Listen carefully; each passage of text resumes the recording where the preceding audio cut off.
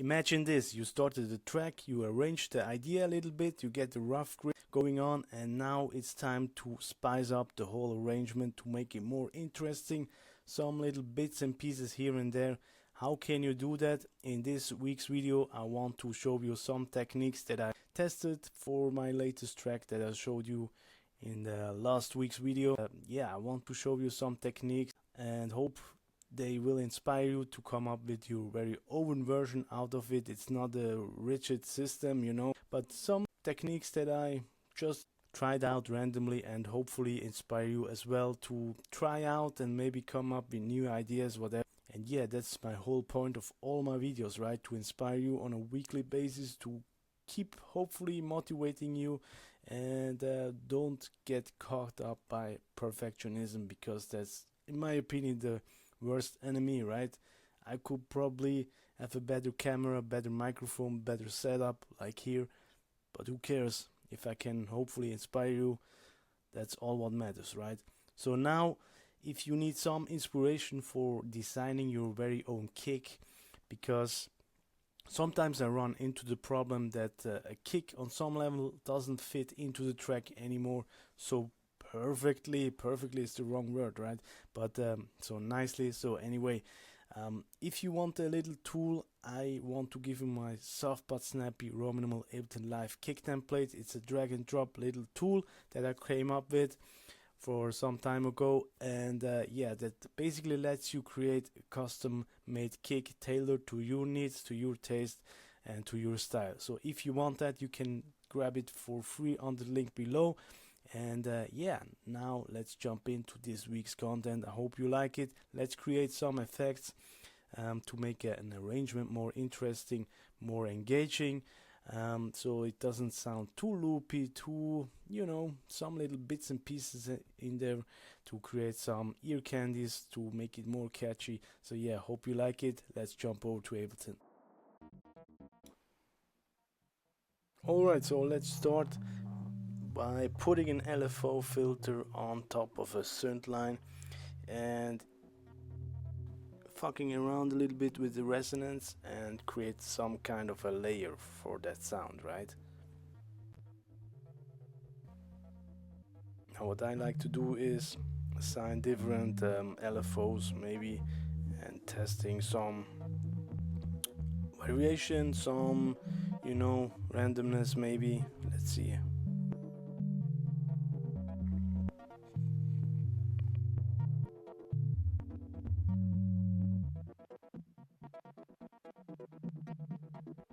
Something like that, right? So we can maybe layering it. And I just experiment, trying different things out. I'm not afraid, you know. Just doing something. That's how we come up with new ideas, new creative ways maybe to... Sounds interesting to my ears.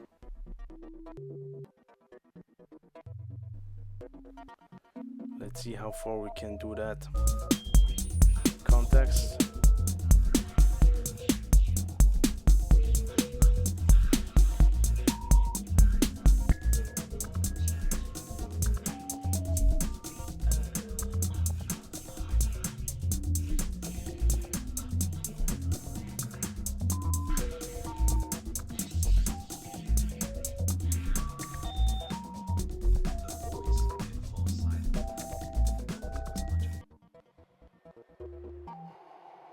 Now let's add a little bit of reverb to this sound.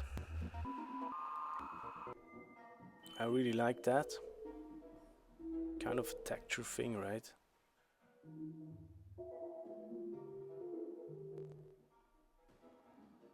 Make it a little bit bigger maybe. Maybe let's try another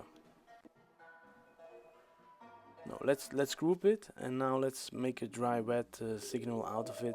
So basically I duplicate the channel, and on one channel I just delete all the effects so I get the dry signal, and on the other one I get the wet signal with all the effects in, and in that way I can actually, you know, mix between them, right? It's like a dry wet knob. So I can mix it in, I can dial it in with some automation whenever I want, right? So let's see how this goes.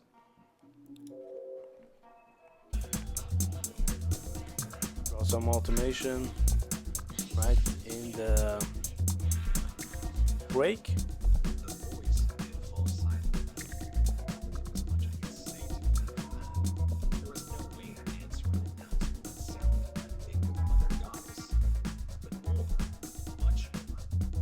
And I like to do some stuff like this on the fly, right? In Ableton it's so easy, just hit the record button and tweak some dials and it records everything, right? The automations and whatnot. It's so hands-on, I really love it.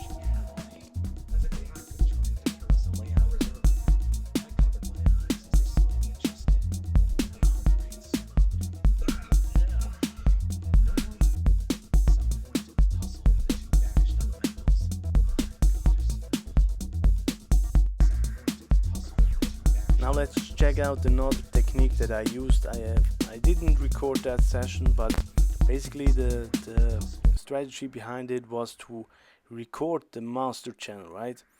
I basically run the track with all tracks in it, and then I recorded in that effects audio channel from the master channel, right? So I recorded basically the master of that track, and then I smacked some effects, some weirdness on it, resampled it, and that was the result. And now I even do some more weird stuff, some more effects. So basically it's resampling and resampling and resampling, right? So you don't recognize where the sound came from the first place, right? Somehow that's the idea. I just cut out bits and pieces from that master that I recorded, right? Much worse. That information, though, was not what I was looking for. I needed another sign. Something that showed where the world. Now let's try out some resampling with the vocals, maybe creating some kind of textures out of it with some reverbs and whatnot.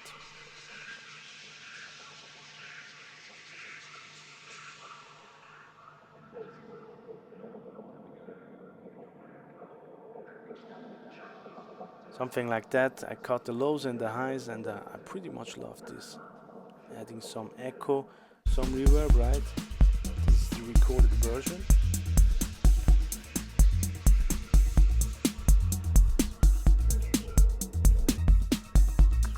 Now let's just find one little piece that we can use and spice up the arrangement a bit.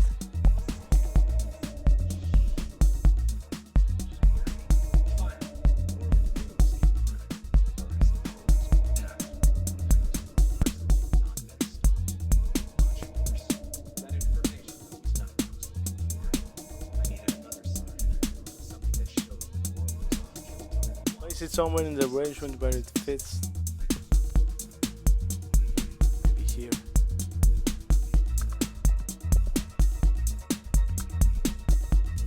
Maybe a little bit louder. But I also don't want it to be too present, right? Just in the background a little bit of a variation, but not too obvious, right? Just a little tiny bit. So the mind and the ear thinks, okay, something has happened, but you know, it's not too obvious. If this makes sense somehow. I don't know how to explain it in better words. Now, what I like, another technique is to use some samples, one-shot samples. For this specific idea, I used some kind of China gong. I don't know how to say that in English, sorry. But yeah, you see how I do it. Basically pitching it up or down a little bit often works. This is the basic sound. Some delay on it, maybe reverb.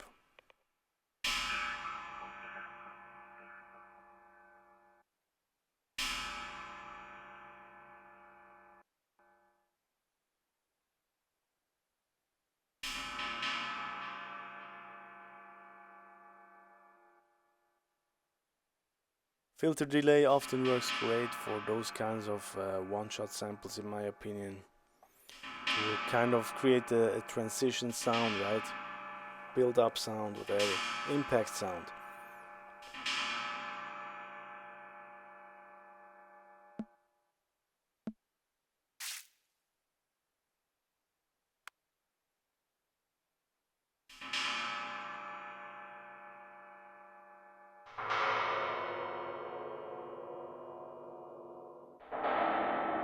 Let's see if it works with pitching down or up.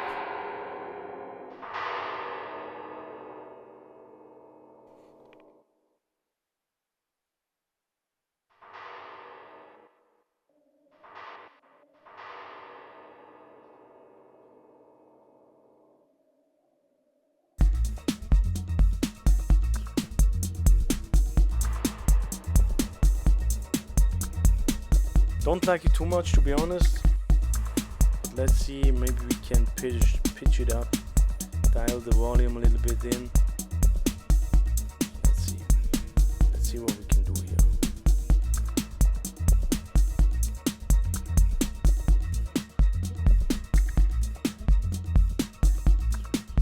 Maybe even reverse it. Oftentimes works to create kind of a build-up sound, right?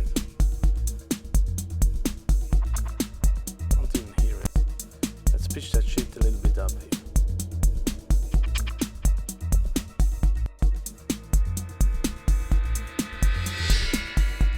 Yes, exactly something. I was looking for something like this, right? Some kind of build-up sound in the background, maybe, to make a point during the arrangement, right? So, kind of, yeah, there's something fresh coming, you get the idea.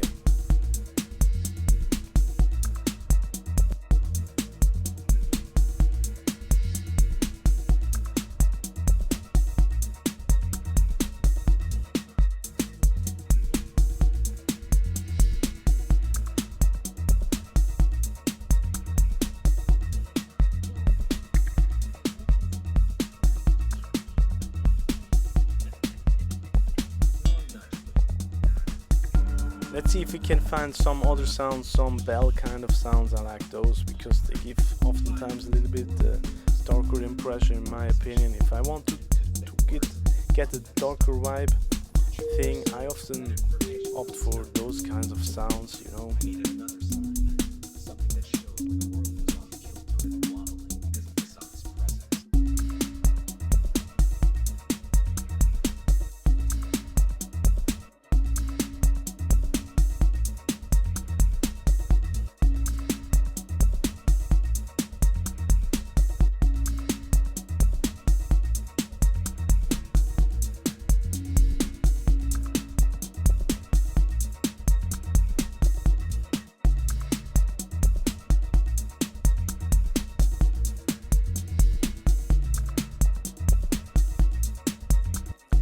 Very deep, actually you can't really recognize it, but it's very subtle, but I like subtle things sometimes, you know, and I think this works great for a little bit of subtle change and whatever, you know, some unconscious, I don't know, changes, if this makes sense, I don't know.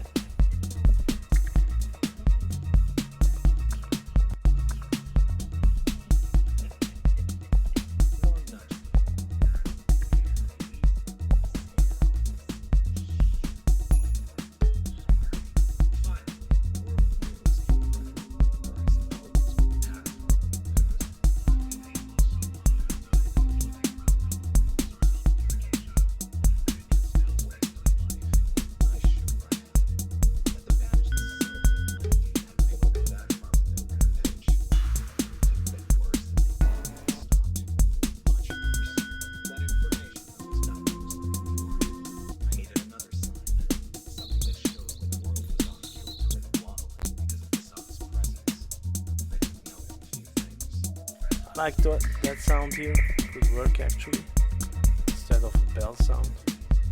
Maybe we can even layer it with another sound, I don't know yet.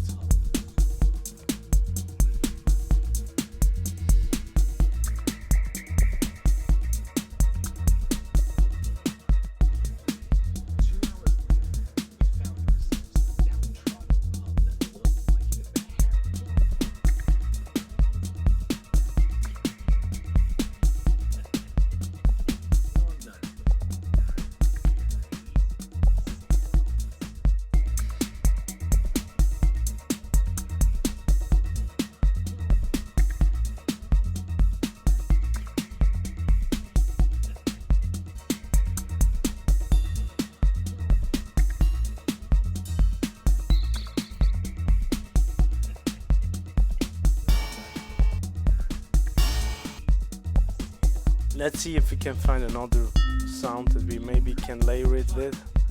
I don't know yet.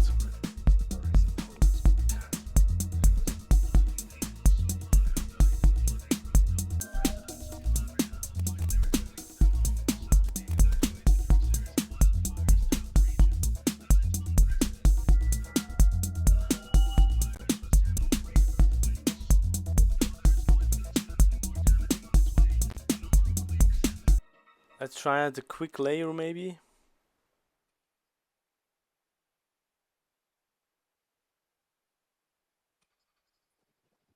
Let's check out another one maybe.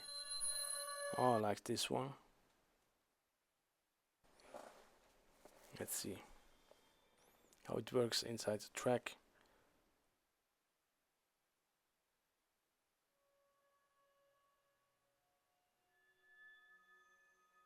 And layer it with the other sound, right?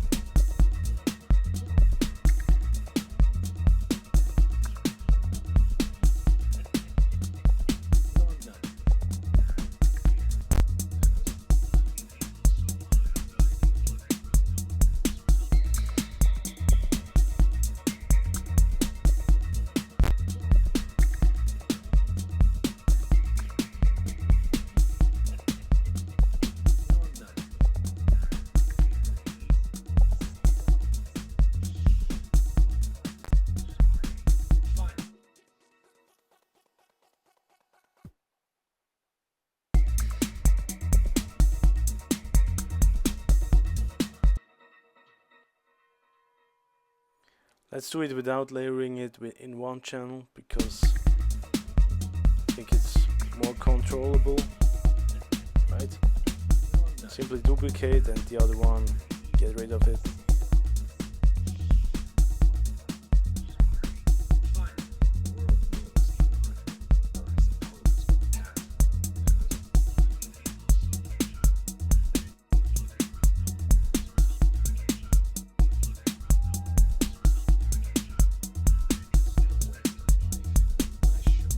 So I get a little bit of a darker one maybe at the end of the track, give it some variation, another direction maybe. That was my idea. That information was not what I was looking for. I needed another sign, something that showed when the world was off kilter and wobbling because of this office presence. I took note of a few things.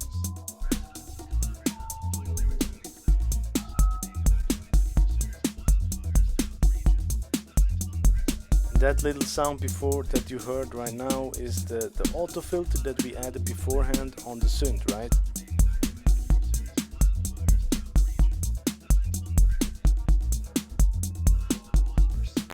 That information was not what I was looking for. I needed another sign, something that showed when the world was off kilter and wobbling because of this office presence. I took note of a few things.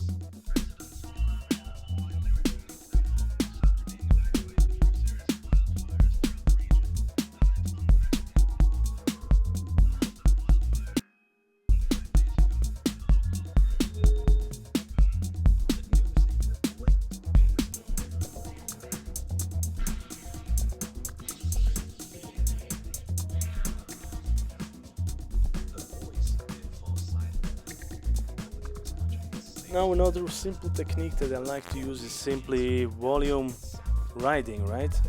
Basically muting stuff, or instead of muting, because it's too drastic, I like to just lowering the volume a little bit, right?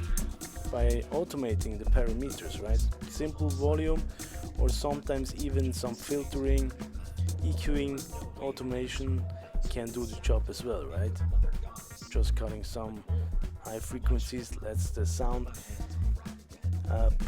put it further back in the stereo field if you cut out highs, right? It gives you the impression that the sound is further away from you, right?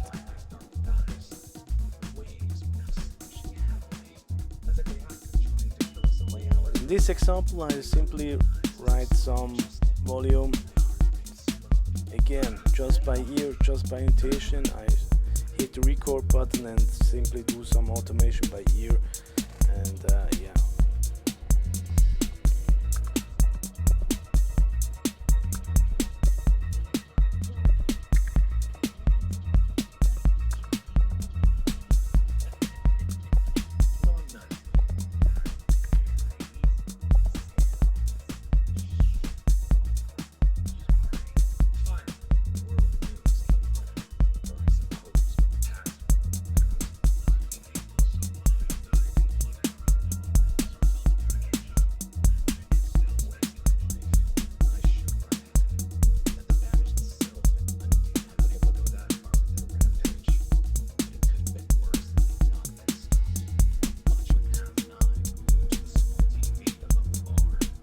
yeah, and that's it basically. So to sum it up very quickly, number one was basically layering with some, Ableton Live effects like auto filter, and creating another layer, an interesting layer maybe on top of a synth, of a sound that is already there, and simply do some automation on that, right? Strategy number two was to resample stuff, maybe even the master channel, right, and smack all kind of effects on it so you don't really recognize it that it's that specific sound actually, right? It's basically resampling.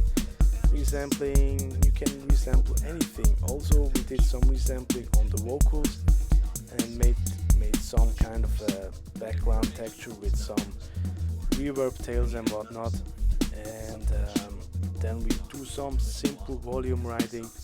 Strategy number 3 or 4, I don't even remember, but you get the idea. Simply volume riding with the mouse, with the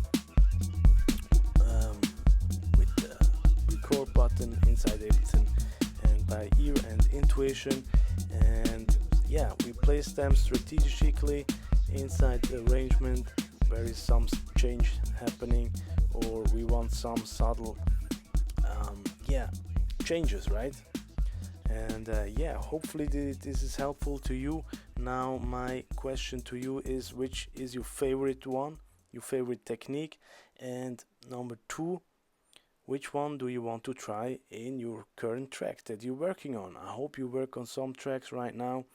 And yeah, now I would encourage you to actually apply some stuff maybe, and hopefully have fun with it.